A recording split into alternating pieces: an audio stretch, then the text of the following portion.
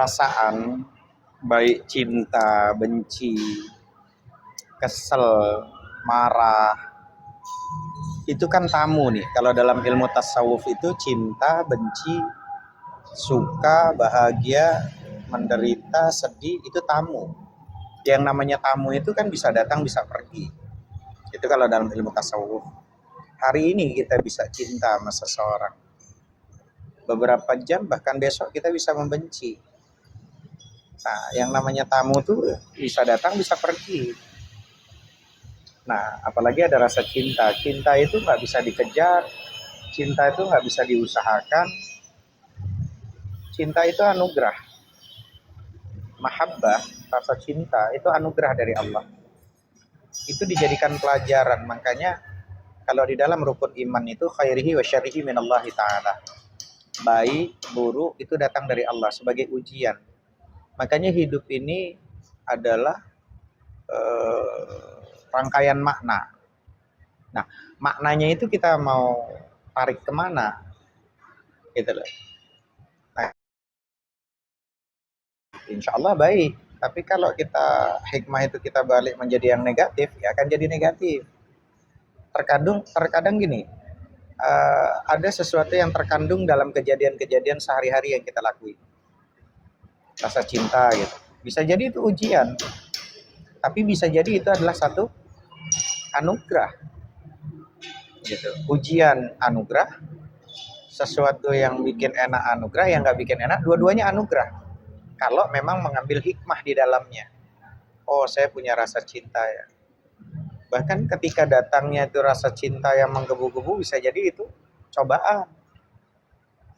Hingga yang membuat dirinya jadi hancur lebur dari cinta itu. Tapi ada orang yang ditinggalkan dengan rasa cinta itu dijadikan hikmah, pelajaran. Kenapa aku ditinggalkan? Kenapa kok aku diabaikan? Itu bisa jadi pelajaran. Makanya siapa orang yang tidak mau belajar dari kehidupan, maka kehidupan itulah yang akan memaksa dia untuk belajar. Siapapun kita yang tidak mau belajar dari kehidupan, maka kehidupan yang akan maksa kita untuk belajar. Dan kita itu akan didewasakan oleh dua keadaan. Pertama, saat kesadaran kita meningkat. Yang kedua, saat hati kita hancur. Nah, ini tergantung kita. Posisi saat kita itu lagi kesadaran meningkat itu kita gunakan, atau saat sudah hati kita bikin hancur, lebur, dan itu bisa jadi pelajaran. Kenapa ya aku ditinggalkan? Oh, ternyata memang yang membuat saya terluka, sakit hati karena kita ini berharap kepada makhluk ya. Dan yang membuat saya jadi hancur lebur, tersakiti, terzalimi, karena memang yang membuat saya hancur itu karena memang berharap selain kepada Allah. Dan berharap kepada selain Allah itu patah hati yang disengaja. Iya kan? Makanya di Al-Quran ada kalimatnya innas salati wa nusuki wa mahyaya wa mamati lillah. Saya jadi suami ya karena Allah, saya jadi istri ya karena Allah, niat untuk ibadah. Tapi kalau kita itu, saya berlaku baik kepadamu wahai istriku karena saya berharap supaya kamu baik lagi kepadaku, itu sering kecewa tuh pasti tuh. Saya jadi istri, saya berlaku baik kepada suami saya supaya suami saya baik sama saya, itu pasti sering kecewa tuh. Pasti kecewa tuh. Makanya kalimatnya di Quran itu aqimis shalah, bukan solu, bukan. Kalimatnya tuh dirikan sholat, bukan sholat lah. Mendirikan sholat itu bukan saat di atas sejadah saja. Mendirikan sholat itu bukan saat di dalam musola saya, pada saat di masjid saja, pada saat disuruh saja, bukan. Tapi mendirikan sholat itu saat sejadah kita udah digulung, saat kita keluar dari masjid, terus dirikan sholat. Hatta sampai Allah memanggil kita, sudah waktunya. Dirikan sholat. Sholat itu menurut bahasa doa. Menurut istilah yang diawali dengan takbir, diakhiri dengan salam. Itu sholat. Tapi kalau menurut bahasa, sholat itu doa. Esensi daripada doa itu apa? Bukan tentang permintaan kita. Tapi esensi daripada doa itu bahwa kita itu lemah. Kita itu manusia yang nggak bisa apa-apa. Sampai dia di titik yang paling dalam makomnya, kesadarannya meningkat. Saya itu bisa buka komal, saya bisa ngomong, saya masih banyak hafalan. Bukan karena hebatnya saya, tapi karena Allah memampukan saya. Makanya ketika di titik kesadaran dan mengenal Allah dengan baik, mengenal diri dengan baik, maka dia akan mengenal sang penciptanya. Maka ada kalimat man arafa nafsah arafa rabbah. Siapa dia mengenal diri, maka dia akan mengenal Tuhannya. Pada saat dia kenal dirinya, saya tuh melakukan kebaikan kepada Anda bukan karena saya yang mampu. Saya bisa melakukan kebaikan karena Allah mampukan, izinkan saya bisa melakukan kebaikan. Dan itu perintah dari Allah. Maka saya melakukan kebaikan itu karena Allah mengizinkan saya bisa melakukan kebaikan itu. Makanya saya melakukan kebaikan bukan karena kamu baik, bukan karena berharap kamu baik lagi kepada saya, bukan. Tapi karena Allah izinkan saya bisa melakukan kebaikan itu, dan itu perintah Allah, maka semuanya dari Allah kembali kepada Allah. Akhirnya hatinya tenang. Kenapa tenang? Karena semuanya Allah yang memampukan. Saya bisa ikhlas, bisa ridho aja bukan karena hebatnya saya. Coba teman-teman perhatikan. Saya ikhlas, saya ridho. Itu bukan karena hebatnya kita bisa ngomong ikhlas itu, ridho itu. Tapi karena Allah yang mengizinkan, menakdirkan kita bisa ridho dan ikhlas. Maka level orang yang sudah mengenal itu, hidupnya udah tenang. Kenapa? Saya masih hidup sekarang bukan karena kemampuan saya kok. Coba teman-teman tanya. Kenapa teman-teman hari ini masih hidup? Ada yang bisa mengolah hidupnya? Saya tanya sama teman-teman, teman-teman tidur aja, tidur. Apakah karena teman-teman yang mengolah bisa tidur di menit detik berapa, bangun di menit detik berapa bangun, apa teman-teman yang mengolah itu?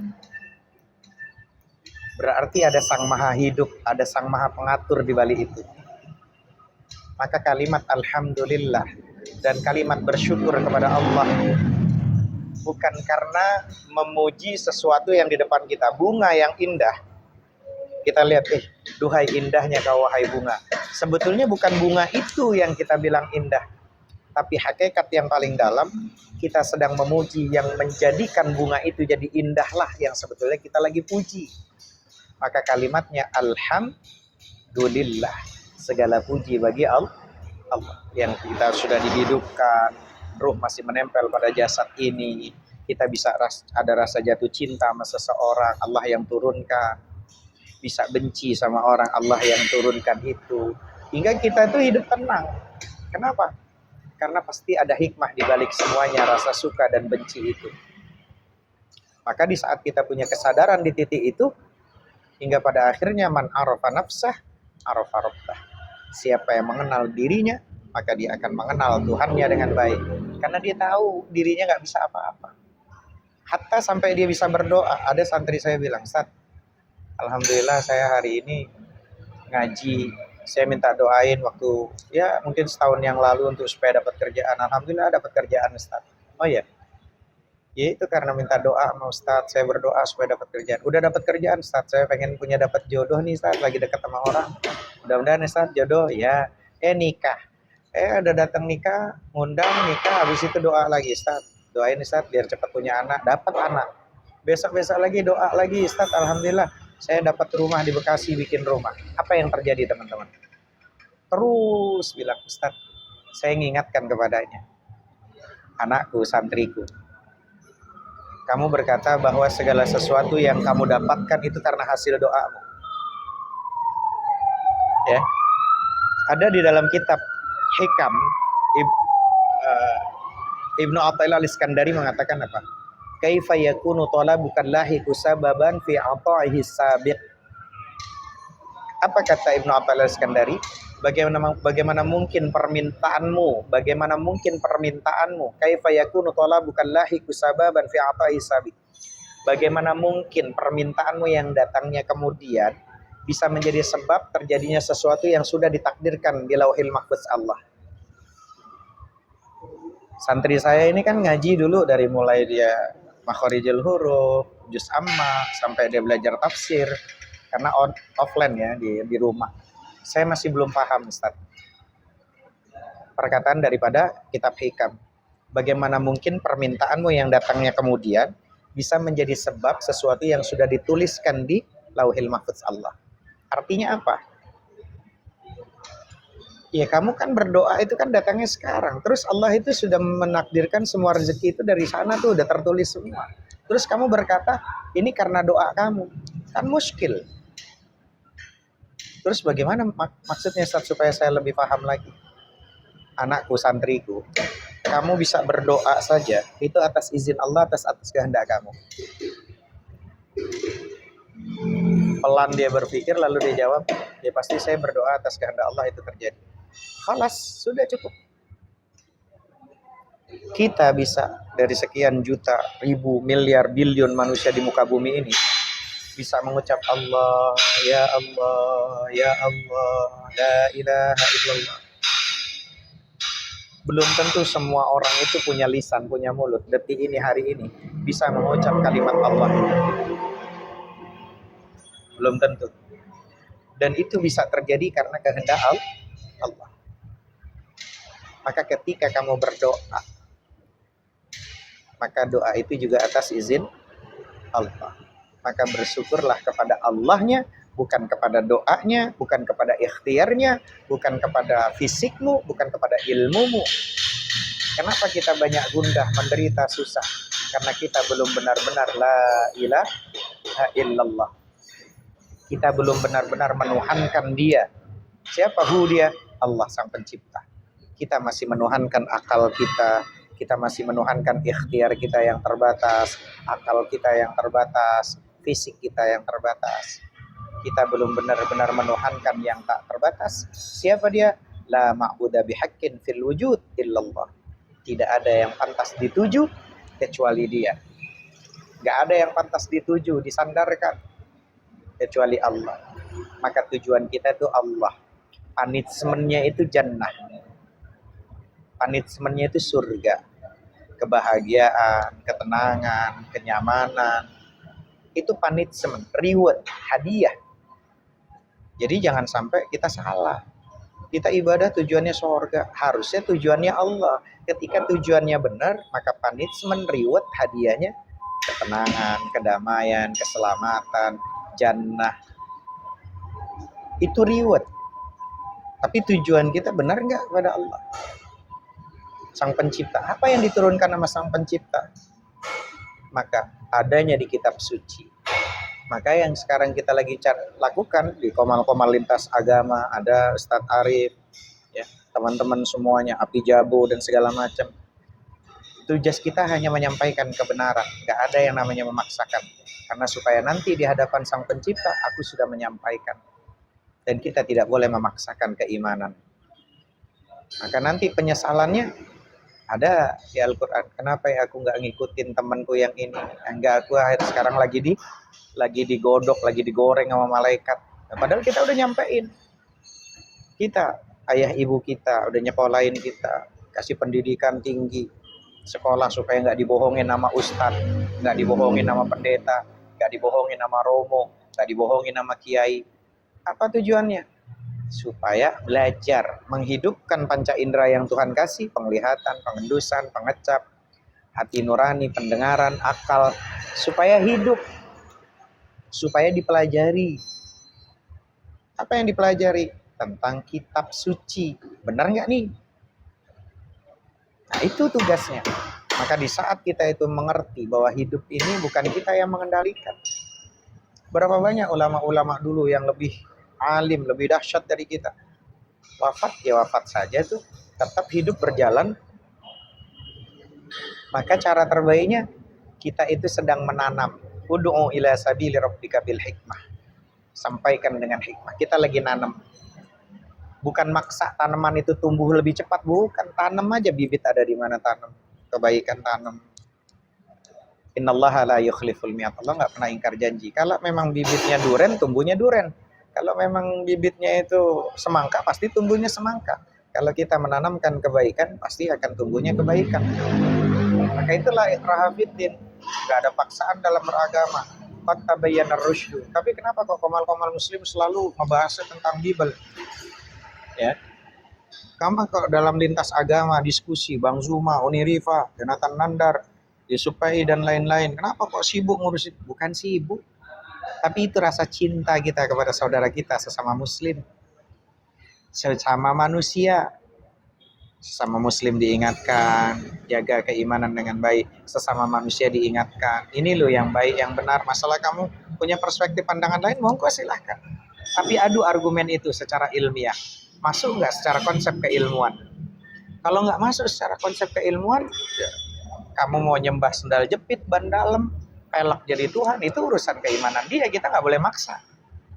Karena saya bilang, di belahan bumi sana ada yang mengatakan Hanuman itu Tuhan atau bukan. Dia akan mengatakan Hanuman itu Tuhan, tapi juga Theos. Tapi juga dia binatang, 100% binatang nyemot, tapi juga 100% Tuhan. Di belahan bumi sana ada yang mengatakan sapi itu Tuhan atau dewa atau Tuhan. Dia juga adalah sapi binatang 100%, tapi dia juga Tuhan. Terus ada sebagian orang mengatakan manusia atau Tuhan. Manusia 100%, tapi Tuhan 100%. Ya, itu keimanan. Tapi masuk nggak secara konsep di kitab suci? Ada nggak panduannya di kitab suci itu? Maka kita nggak boleh ganggu sampai merusak hati orang, menyakiti prasangka orang. Nggak boleh kita menghina sesembahan orang lain. Haram hukumnya. Tapi kita hanya semoga komal-komal dakwah, ya khususnya komal-komal para diskusi debaters itu semakin bijak. Saya tadi katakan, ayo kita nggak bisa persis seperti Nabi Muhammad. Nggak bisa. Allah kewajiban kita sebagai umatnya. Maka yuk ud'u ila sabili rabbika bil hikmah wal mau'izatil hasanah wajadilhum billati hiya ahsan. Ya. Ayo berdakwah, sampaikan, tanam dimanapun kebaikan-kebaikan itu, tanam di sini kebaikan sesuai dengan kapasitas keilmuan kita masing-masing. Ya, nggak perlu. Ini udah terang, nggak perlu bawa senter di kondisi yang terang, nggak ada gunanya. Ngapain ngebahas Islam yang sudah jelas? Nah, senter itu dipakai pada saat kondisi gelap, lampu gelap, baru bawa senter. Makanya kenapa diskusi agama yang dibahas kitab-kitab ya memang ada keraguan, karena perlu senter. Yang namanya senter penerang itu dipakai pada saat kondisi rumah gelap, bawa senter pas. Lowong lagi terang ngapain bawa senter? Gitu.